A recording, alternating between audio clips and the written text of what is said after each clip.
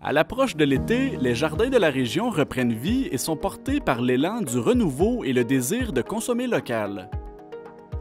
C'est dans cet esprit que l'entreprise Lupin Fruits, installée au cœur du village des Éboulements, invite la population à célébrer la nature lors de la seconde édition de la Fête des Fleurs. Organisé les 31 mai et 1er juin, l'événement promet un week-end convivial où familles, curieux et passionnés se retrouveront autour des fleurs dans une atmosphère chaleureuse et festive. La Fête des Fleurs, en fait, c'est sur 2 jours cette année. On va avoir avec nous les amis de Cap-aux-Oies pour une vente de plants. Donc, eux vont vendre de leurs plants de légumes, plants de fines herbes. Oui. Et nous, on a une super belle pépinière avec des plantes annuelles, des plantes vivaces, des arbustes à fleurs. On a des arbustes fruitiers également. Une super belle brochette de variétés. Ensuite de ça, on va avoir une soupe qui a été concoctée par les Faux Bergers. Donc, on a aussi plusieurs petits délices à offrir. Mais il va y avoir aussi des activités vraiment le fun pour les enfants et tout âge. Donc, on va avoir un atelier de confection de bombes semencières. Donc, ça équivaut à prendre de l'argile, de la terre. On mélange des semences, ça crée des petites boules. Après ça, les gens peuvent lancer ça chez eux dans un sol préparé. Puis il y a des fleurs sauvages qui vont émerger de ça. Alors c'est un atelier gratuit pour les enfants.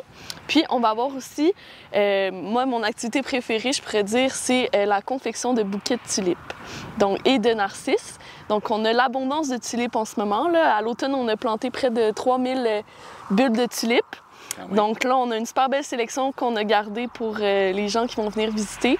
Donc ils vont pouvoir eux-mêmes créer leurs bouquets. Cette rencontre familiale se veut aussi un moment privilégié pour sensibiliser petits et grands à l'univers fascinant des fleurs et des fruits, le tout dans un esprit d'apprentissage et de découverte botanique. Des visites commentées du verger par Cécile. Donc, Cécile, c'est elle qui a vraiment réfléchi à toute la mise en place du verger. Donc, on vous invite à visiter notre vitrine où on va vraiment trouver différentes variétés d'arbres fruitiers ainsi que le début de certaines fleurs. Alors, Cécile, elle va être là pour partager ses connaissances puis un peu pour que les gens comprennent c'est quoi le cycle de vie d'un arbre fruitier. Lupin Fruits souhaitait travailler en étroite collaboration avec d'autres entreprises du terroir charlevoisien dans le cadre de cette 2e édition de l'événement. On veut faire rayonner un peu notre village, notre région. Puis c'est une belle façon de... Tu sais, nous, on est spécialisés dans la culture fruitière et florale, mais c'est le fun de collaborer avec des gens qui ont leur propre aptitude à eux. Donc, on trouvait ça important de... En fait, aussi, l'année passée, on l'a fait, puis ça a été vraiment une grande réussite. Puis ce qu'on se rendait compte, c'est que les gens restaient toute la journée. Donc, tu sais, prendre à manger, prendre à boire, rester, profiter. Je pense que ça permet vraiment de collaborer, ça permet d'enrichir notre offre. Puis avec les jardins de Cap-aux-Oies également, avec leur vente de plants, ça vient vraiment...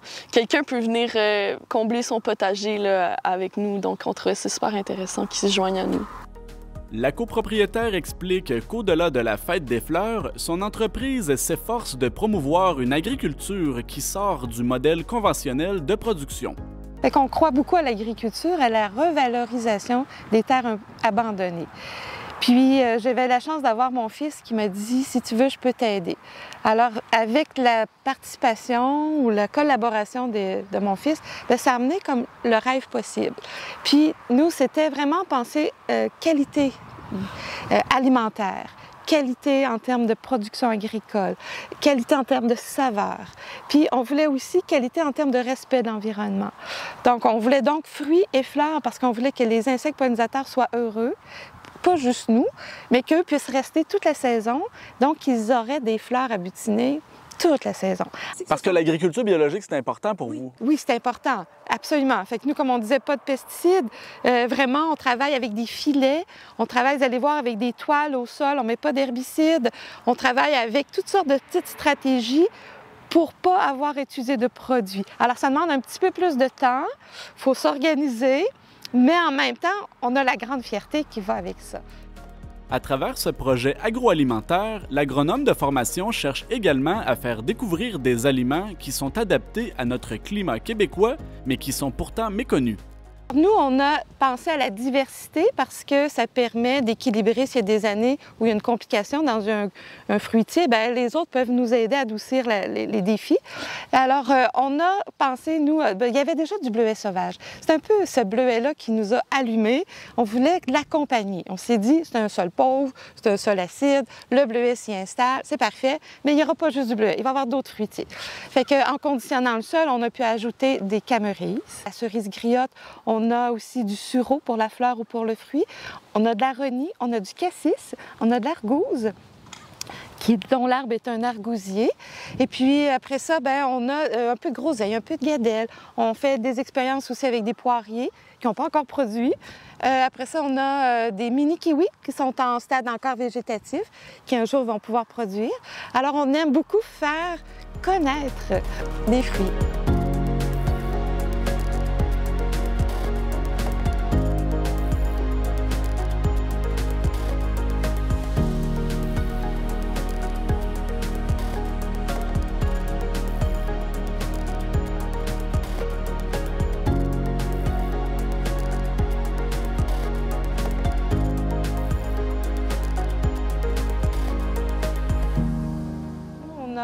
Choisi aussi de valoriser les fruits, de les faire connaître pour les faire aimer.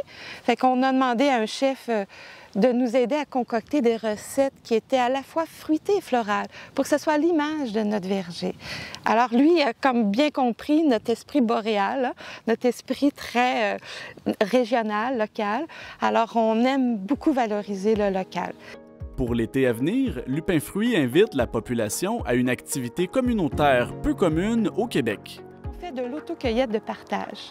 Alors, c'est une belle expérience. C'est quelque chose de spécial dans le sens que nous, plutôt que d'avoir beaucoup de gens qui viennent cueillir nos fruits, au début, on cherchait une façon d'éduquer, mais en même temps de rendre ça agréable, vivre une expérience positive. Alors, de cette façon, c'est que les gens viennent cueillir, on leur explique notre protocole, parce qu'on veut que ça soit comme si c'est nous qui avions cueilli, mais ça ne coûte rien. C'est sur rendez-vous, il faut juste s'assurer qu'il ne pleuve pas, et puis nous, on aurait quand même de la disponibilité pour s'occuper des gens. Et puis là, les gens, on les installe avec des petits bancs, on leur met tout ce qu'il faut pour la cueillette, puis rapidement, on va porter leurs fruits au frigo pour pas que les fruits surchauffent. Et puis, quand les gens ont terminé, ça peut être après 40 minutes, ça peut être après des heures, ça dépend des gens, bien, on pèse les fruits et là, on fait un partage. Ça coûte rien. Alors, c'est que les gens partent avec le tiers des fruits. Ils ont vécu une belle expérience, des beaux fruits frais, biologiques, aucun pesticide. Nous, on travaille vraiment en amont, on met des barrières physiques au lieu d'avoir à utiliser des produits. Et nous, bien, on garde le 2/3 pour tout le soin qu'on donne aux plantes. Dans le cas d'une météo défavorable, le déroulement des célébrations du week-end prochain pourra se réaliser dans un endroit intérieur. Une super grande grange, puis on va tout installer pour que tout le monde soit confortable. On va avoir des places assises, l'ambiance va être festive, l'atelier, la bouffe, tout va être à l'intérieur. Dépendamment du niveau de pluie, on va peut-être s'installer une petite section à l'extérieur, mais on espère quand même que la température va être clémente, un minimum.